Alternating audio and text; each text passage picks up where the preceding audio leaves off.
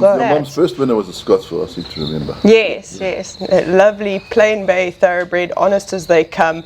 She always said he was very, very slow, Regal Ridge. Regal Ridge. And yeah, he was a lovely, just honest horse.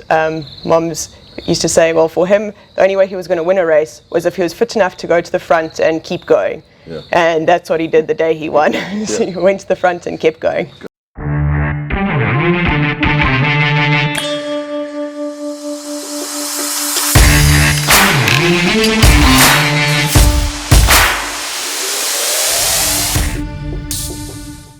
As Bob Dylan would say, take two after the last week's mess up. Welcome to In the Box Seat, another edition, and with me for the second time are Taryn and Hailey Crawford. Hopefully second time's a charm and we can get it right this time. It's nice to be back. You've got a week to think about it, so we should have some better answers. Yeah. Are you saying our answers last week weren't good, Andrew? Is that what you're saying? I don't know, all I heard was a cricket. Put it down to technical difficulties. Yeah, well, make sure Tawanda didn't mark the cricket this time. Yeah. No, thanks very much for coming onto the show. No problem. We may as well start right from the beginning. Okay. Where did you grow up and how did you get into horse racing? So we grew up in the KZN Midlands in a beautiful farm called Green Hill Farm in Lidgerton. We've been there for what, 28 years now? Yeah. Okay. And yeah, Mom took out her trainer's license back in the day when you could get owner trainer licenses or private licenses, as I think they were. So Dad was the owner and Mom was the trainer. So there were always horses on the farm. We were mainly breeding, but there were always one or two in racing on the farm while we were growing up. So usually born and bred into it. So how did your mum start to, She's always been horse mad. One of those horse mad people okay. from way back in the day and from when she was little. I mean, she grew up in Durban and our gran says she was horse mad from the get-go. Always. Yes, your dad must have been miserable. Okay. He was also pretty involved in horses from a young age. Played polo cross player. Okay. In those so, times, you know, joint passion, and they got involved in racing shortly after that. Yeah. Okay. Mum started training a few off the farm, usually the ones that were mad or patch-ups. And it just sort of carried on from those there. farm environments are actually quite good. I remember Ann Upton used to train up at Hilton. Yeah. Or drove past her place the other day. Yeah, Mum used to help or be involved with Ann Upton quite a bit as well. Yeah. Spent some of her varsity days helping Anne saddle at Scottsville. So. No, but in the old days at Scottsville, the training centre wasn't here. They used to train at Scottsville. You can see the dam wall there. That used to be the sand track. Yeah. Things have changed a little bit in the few years since then. Yeah, Nick Feldman, Robin Watkinson, all the leanings there. Yeah.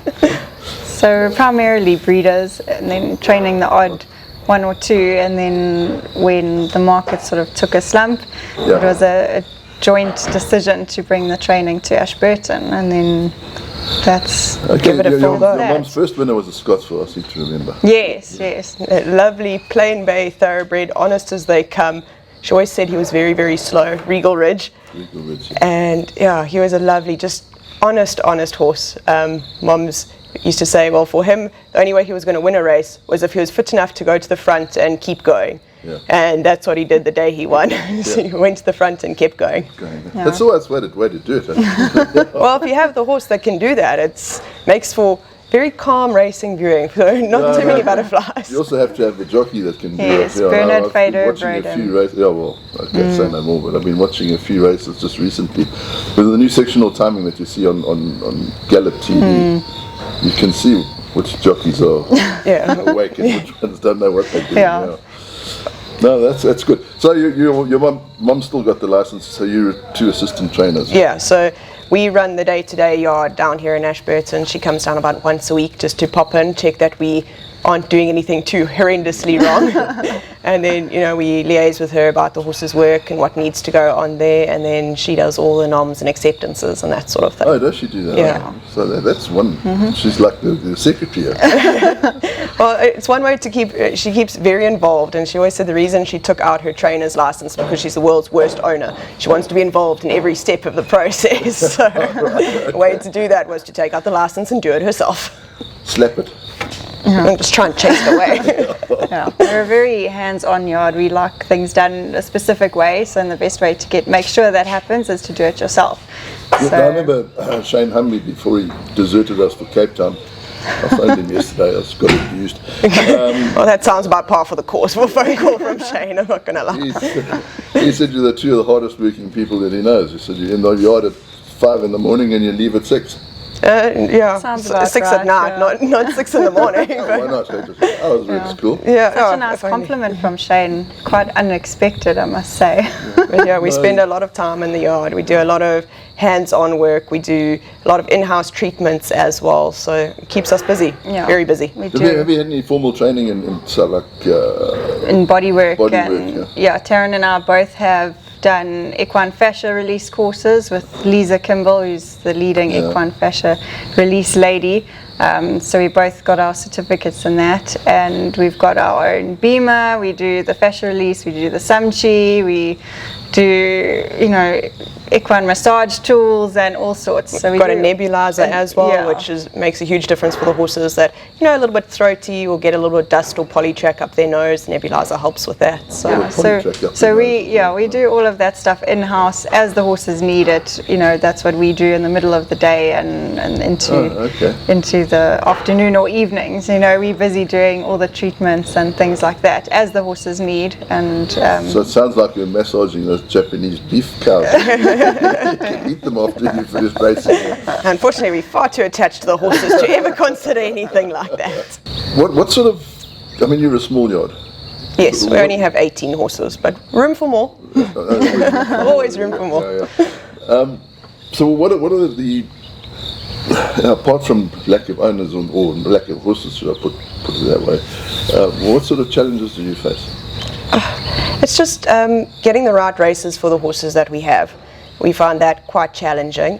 The programming isn't always ideal for us smaller yards because, you know, we are limited in the stock that we have. We can't just go to Cape book one sale and buy the 3.5 million rand horse and, you know, have those horses, the races that are catered for those sort of horses. We've got nice horses, but we don't have, you know, the big guns. We don't have a nice program. Yeah, we don't have programs that suit our horses. Yeah. So that is, I would say, one of the biggest challenges that we find as a small yard. Okay. And, you know, there's the challenge that everybody has is that there aren't enough owners.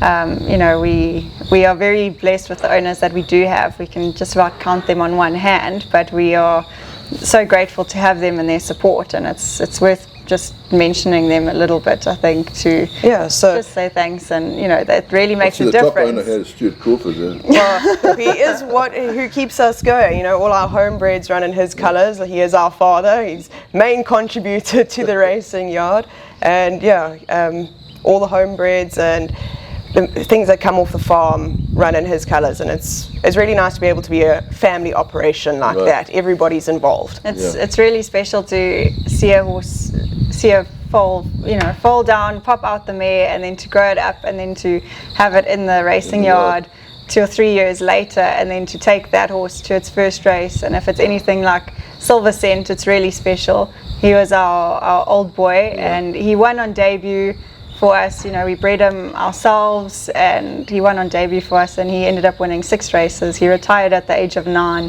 He was a really quirky little fellow, but he was such a family horse, and even now he's retired on our farm, and it's just really special. Yeah, when you retire at 9, he must have been sound as well. Yeah, at least you kept him sound. Incredibly sound. He did get an abscess once in his racing career. He thought he was dying. Yeah, but he had very pale legs and pale feet, and our farrier Dom was like, he said he's got incredible feet, and the wear on his feet it's amazing that they don't wear more. And he was very open with keeping him barefoot for as long as possible. And as soon as he needed shoes, he went into a half set, which, you know, he finished his racing career in a half set of shoes. He has never had shoes on his back feet. We're quite a different yard in the sense we try and keep most of our horses barefoot for as long as possible. It's so much better for them, and it's a more natural way. Pull a Craig Ramsey and or Clinton Binder and race barefoot. Well, the thing is, there's a lot of research to show that on the synthetic surfaces, the horses are sounder for longer if you can race them barefoot. The show jumpers, the eventers, all the racing overseas on the synthetic surfaces, the horses don't seem to jar up as much if you can keep them barefoot.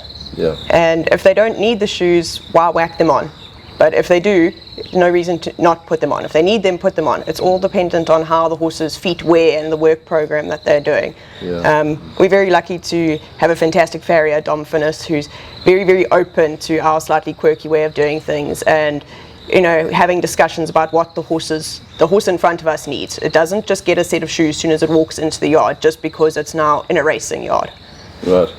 And yeah, he's incredibly helpful and an integral part of keeping a lot of our horses sound. Well, Dom's got a pedigree. He's on there. Yeah. He's an incredible farrier. Knows his stuff. Yeah. And the other owners? I see a Sydney Panther. He's an absolute gem to have in the yard. Loves his horses and loves his racing. He's our biggest carrot supplier. He brings Bucky loads of carrots for all the horses whenever he comes to visit. He lives in Durban, and when he comes up, he arrives with about 10 kilos of carrots to feed all the horses in the yard, which is very special and lovely to have in the yard. And then we've also got Wendy Hartley, who's a long-time friend of the family. Her horse is actually running today, Happy Wanderer. And Annette Houston, who's a small breeder in KZN Midlands as well, and she's brought us some lovely horses.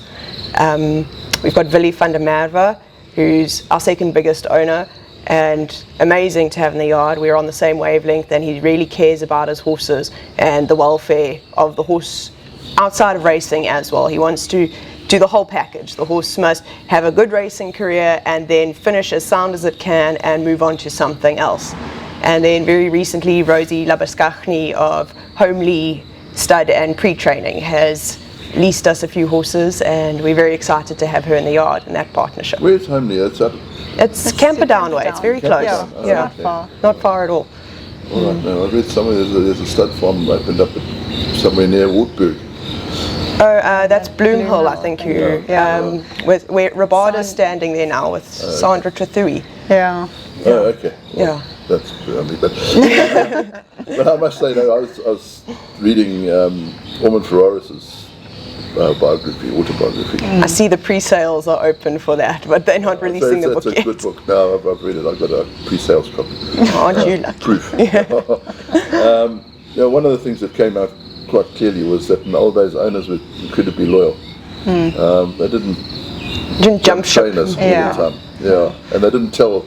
Well, according to Ormond, they didn't tell him what to do either. Because he said it soon turned very nasty. So if they did. We're very lucky with the owners that we've got, and we are able to have open discussions with them about their horses and the programs coming up and what's going on with their horses. And it's important to have everyone on the same page and involved, and they love to be involved with their horses. We send them videos and pictures and not just of like work on track, which is important and everybody loves to see that, but also the slightly more candid stuff, the horses playing in the paddock, or Jetavana covered in mud on his day off after racing, all that sort of stuff. It's part of growing the whole experience of owning a racehorse. You don't just own the horse on track when it gets there. It's the day-to-day stuff that really helps build connections between the owners and their horses. So there's a big sort of debate about social media now. Is it the older trainers are not so hot into it.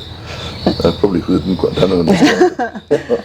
And the younger, they make it into like a Hollywood movie for their horses, and owners appreciate that. Well, it's always nice to see. It's nice to, if you're an owner and it's a Tuesday afternoon and you're at work and you get a video of your horse and it's playing in the paddock and it's doing whatever. It's like, oh wow, look, there it is. It's still alive. They like to know what's going on with it. So I think that's important. Social media is such a fast evolving thing that it's very easy to get sort of lost in the whole process of the social media. It's also very time consuming, but I think it is important to sort of embrace it as much as you can, and it's one way to get your brand, your business, your persona, because that's kind of what it's turned into. It's a way of marketing and getting it out into the wider world, because so many people have access to cell phones and Facebook and internet now, which 20 years ago it wasn't such a big thing. It wasn't, digital cameras and cell phones were very new and inaccessible actually. I And still have trouble turning my phone on. Taking on about it. yeah, Well, you like me, Andrew. I'm a young person and I battle with technology most I days. could actually quite happily take this and throw it over the fence. The ditch down the bottom there. It's a lovely day. It's Ashburton, I must admit. It is beautiful. the sun has come out and it's going to be a bit of a scorcher a bit later, but it's a nice breeze blowing now. So You should dig around for a few 4-leaf clovers. I think. oh no, there are quite a few. Haley's got You also got Haley's got a 5-leaf clover Yeah. there. No, that's bad luck. No, they're No, not. no, They're no. supposed to bring financial prosperity. Oh, okay. Yeah. Just do your research on these You better clovers, find one Andrew. for me. Funny enough, our best received post on our racing Facebook page was a random photo we took of the 5-leaf clovers that we found. Taryn found 2 on one day when we were walking to the pens. Put it up on social media. And it's got like 30,000 likes and shares, and it's Yeah, all these it's people ridiculous. Are commenting and they're saying, "I claim this. Good luck. Thank you very much." And we thought, "Oh, geez, okay." If only it was a bit more related to our racing. But Better find a few more there. Training at Ashburton, it's. I'm just looking at it now. I mean, it's a brilliant place to train. we love it. We haven't had the privilege of training at Summerveld, but at this stage we wouldn't want to. Ashburton is our home turf and we love it. The tracks are good, we can work most days. And it's a nice small centre, it's very horse friendly. And we find it really nice for the fillies or the hotter horses. It's just not so crowded, there's lots of open space. And it just gives the horses a chance to relax and breathe. It's not such an intense environment. Well, Summerveld, I only go there once a week. And that's quite enough, Very isn't it? busy, yeah. No, it's like the middle of Johannesburg. It's very busy and there are horses everywhere. And one thing that gives me the chills is that siren when it goes off when a horse is loose at Summerveld. No sirens here. Yeah, no sirens Just here. shout, horse loose. Hey, Yeah. watch- Behind. And watch it go 3 times around the track because it hasn't figured out the openings yet. But it's beautiful and the wildlife is just amazing, and it's right up our alley. It's quiet, it's relaxed. I think we should get to wonder to plan around here. There's something special about being able to see zebra and inyala and jackal and everything in the mornings when you're working. Monkey stealing your leavings. Okay, well, that's less special. But But I think they have that problem in Summerveld as well. The vervet monkeys are a pain everywhere. Yeah. And so you got new sponsorship now, Hollywood Bets. Yeah, very recently Hollywood Bets decided they were going to sponsor us and we're very, very grateful for that. The difference they're making to racing in South Africa, not just in KZN, is phenomenal and can't thank them enough for the support. It really makes a big difference to us smaller yards. Now you need to get horses. And we put in some I've got word. enough of them. We put in the word, we're just waiting. But even if we don't get horses from them, we're incredibly grateful to have their sponsorship. The best horses that you've had. How long have you been training for anyway? Good few years, I haven't actually counted. yeah, Silver Cent is one of. He wasn't the best, but he was a really consistent horse for us. He was a real bread and butter horse in the lower division races, and he had such a specific way he liked to race that he was ultra consistent, although he was very quirky. He always comes to mind, and a horse that has such a long career and retires at the age of 9, although being still lightly raced for his age, is he's just very special. And then Can't turn your nose up at a 6-time winner. Doesn't matter what races they won, There's not too many that can win 6 races anymore. Exactly. yeah. It's funny though, the ones that have won are usually the lower divisions. Yeah, It's either right at the top or right at the bottom. Middle, if you're lucky to win 2 or 3. yeah. Well, So I think that's the handicap is reality kill of those it. ones. yeah. But the number of horses that come into training and the number of horses that can actually win one race, there's a very big disparity between those two numbers. Everybody wants a racehorse and wants to win lots of races, but it's tough. Every time you take your horse to the track, there are 12 to 13 other horses that are also there to win the race. Yes, It's a competition and it's competitive. And sometimes you have to explain that to owners. And there's only one winner and there's only 8 races. Yeah, and, Exactly. and not every race is like the Durban July where they pay placings all the way down to 10. A little bit of a tongue twister there. And okay, apart from Silver Scent. We've got a very special filly in the yard at the moment, Green Dream. She's a fan favourite, also very consistent and as quirky nuts as anything. She is just properly mental, but very honest in her racing. If you can get her in the gates and get her out the gates, she'll give it a good go every time she steps on the track. So you know, she's had her fair amount of issues, but she's tough as anything, and she comes through them. And so she may not necessarily be the best, but she's definitely one of our favourites, and it's such a pleasure to take her, you know, and horses like her to races where, you know, whatever happens, they're going to be honest and they're going to try. Right, yeah. You know, but getting some horses through the pens is a nightmare.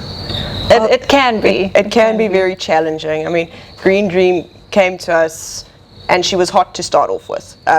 Special case right from the get-go. If you try to take her saddle off at track, which we always do, is we take saddles off and let them walk back without their tack on. We tried to do it to her and she flipped herself over for no reason. She just threw herself over. So we knew from then that she might be slightly problematic in the gates. And for the most part, she was really good up until she had an accident with Eric and Guane in the pens where she flipped herself right over in the gates. And that was a very hair-raising experience for everyone, because you're standing on the grandstands, you're watching on the big screen, and you see your horse go up and over and then go backwards. And you're sitting there and you never know if you're actually going to have a horse at the end of it. Yeah, you know, it's a hair-raising experience. Yeah, and then doing the work after that to get them back in the gates and to be quiet in the gates. We had Mark Shaw come and work with her, and you know, I've tried to learn everything I can from Mark before he left as well. And he was good. He was very good. He was very good. And so, you know, it's everything helps you in some way, and you can just absorb every bit of knowledge that you can. It'll help you be a better horseman or horsewoman, and it'll in turn help the horses. Yeah. So it's I find it quite entertaining when you watch the start and there's a few horses playing around, and then you go and you watch the trainers. You see who's going purple because they're holding their breath. It's all very nice when it's not your horses going crazy in the gates. You go, ooh, look at that one. Yeah, unless you're drawn next door to it. Yeah. But it's, ooh, look at that one. That's exciting. Oh dear.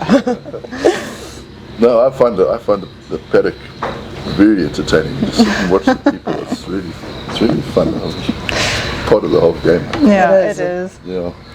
I was going to ask you something. Rachel Bernicker, she's been doing that. How do you find it in it's mainly a male-dominated sport? How do you find? It's quite funny because racing is one of the only equine disciplines that is male-dominated. Yeah. You know, and things like show jumping, you know, they're just females everywhere, and then you come to racing and jockeys, especially in South Africa, it is male-dominated. But Rachel came into the industry having an equine background. You know, she was a show jumper before, an incredible horsewoman actually. And she came into her racing career knowing that, and knowing horses and being able to ride. And I think she's reaping the rewards from being a good horsewoman before she even sat on a horse as a racehorse.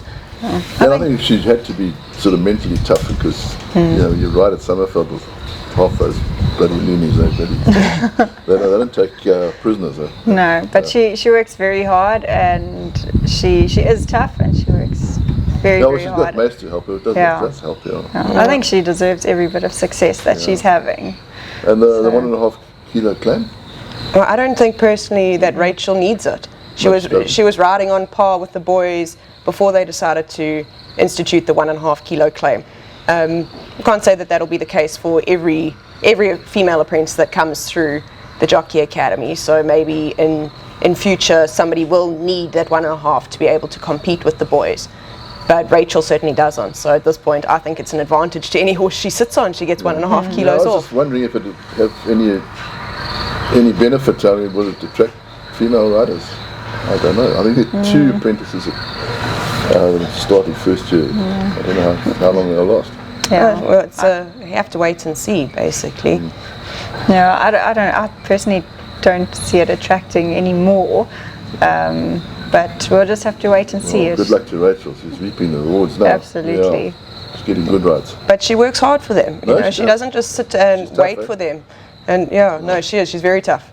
I've seen her come off a few times and nasty falls, and she gets back up and gets back on the horses as soon as they allow her, and boxes on. Yeah, she's fit too. She works very hard on her fitness. But being a jockey is an incredibly physically demanding.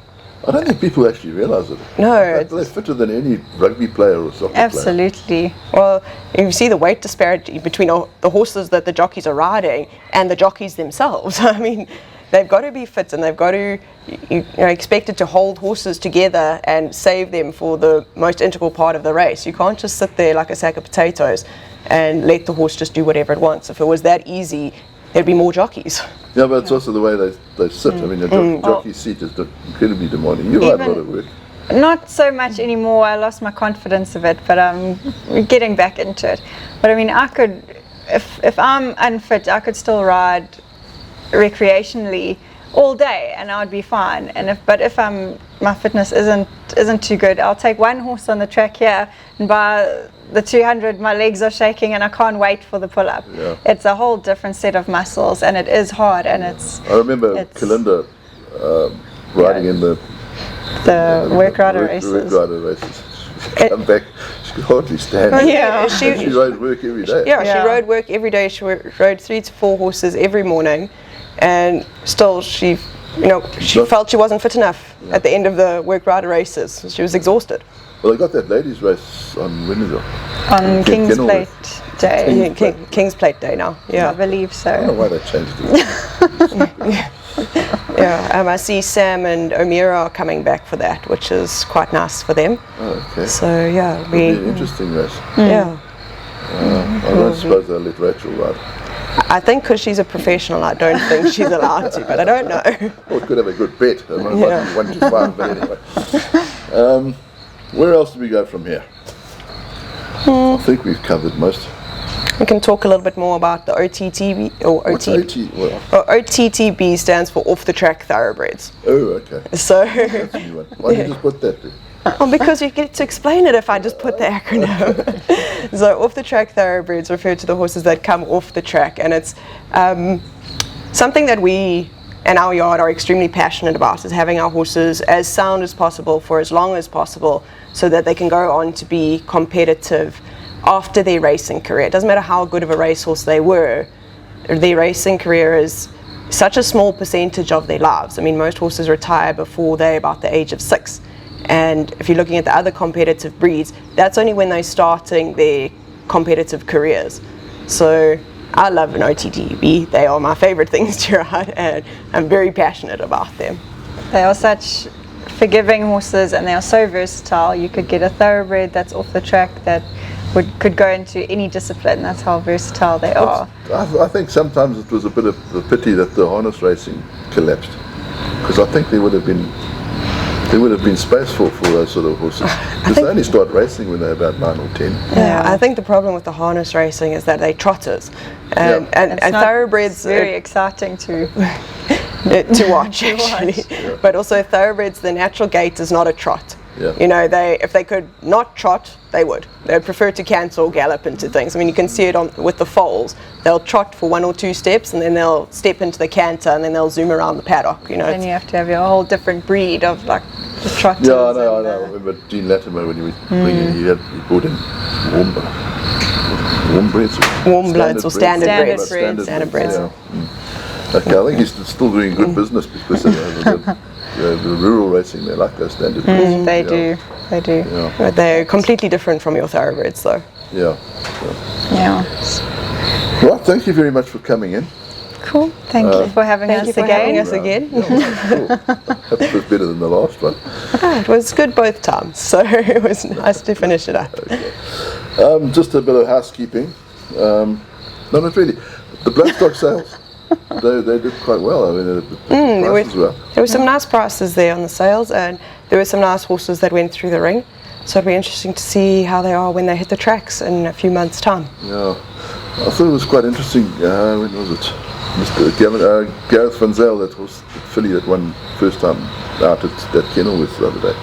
The 2-year-old. Yes. Said they bought it then they race it like 3 weeks later. So I took them the 2 Well, that's quite a nice turnaround, isn't it? Yes, I know. Not But all of once they're them. ready to run sale, and then sometimes you wait 3 years before they get to the track. Yeah. It's nice when the ready to runs are actually ready to run. Yeah, yeah. We've got new bets, soccer 6, soccer 10. That's for all the soccer supporters and World Cup. And we've got a new bet going through called Card Call.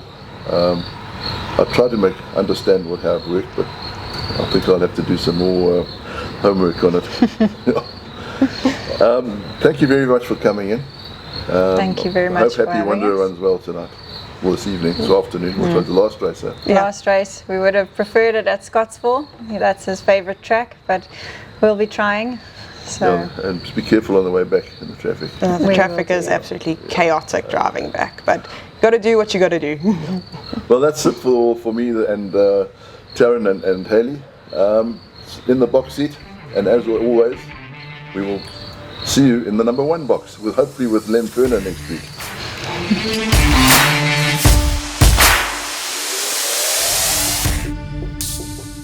Thank you for watching this week's episode of In the Box Seat podcast right until the very end. And we hope that you enjoyed it, because we certainly did. If you missed last week's podcast, In the Box Seat podcast with Andrew and myself, please go and watch it here. And last week's episode will be right there for you to go and enjoy and watch, as we know you will certainly enjoy In the Box Seat podcast from last week.